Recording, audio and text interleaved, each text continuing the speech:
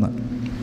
ചോർന്നൊലിക്കാതെ ഒന്ന് കയറിക്കിടക്കണമെന്ന് ആഗ്രഹിച്ച മാതാപിതാക്കളൊക്കെ ഉണ്ടായിരുന്ന കുടുംബങ്ങളായിരുന്നു നമ്മുടെയൊക്കെ. ഒരു നേരത്തെ ഭക്ഷണത്തിന് പോലും വകയില്ലാത്ത കുടുംബങ്ങളായിരുന്നു. മാറി ഉടുക്കാൻ ഒരു വസ്ത്രം പോലും ഇല്ലാത്ത കുടുംബങ്ങളൊക്കെ ആയിരുന്നു. പക്ഷെ ഇന്ന് നമ്മളെയൊക്കെ ദൈവം ഒത്തിരി അനുഗ്രഹിച്ചിട്ടുണ്ട്.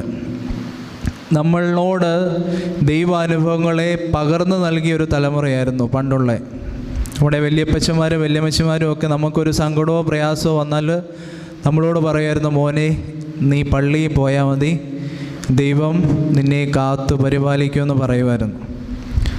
എത്ര ബുദ്ധിമുട്ടാണേലും പ്രയാസമാണേലും വൈകിട്ട് സന്ധ്യാനമസ്കാരത്തിൻ്റെ സമയമാകുമ്പോഴത്തേന് 10-12 മക്കളുണ്ടെങ്കിലും എല്ലാവരും ഒരുമിച്ച് കൂട്ടി വീട്ടിലിരുന്ന് പ്രാർത്ഥിച്ച ഒരു സമൂഹമായിരുന്നു നമുക്കുണ്ടായിരുന്നത്. ഇന്ന് പക്ഷേ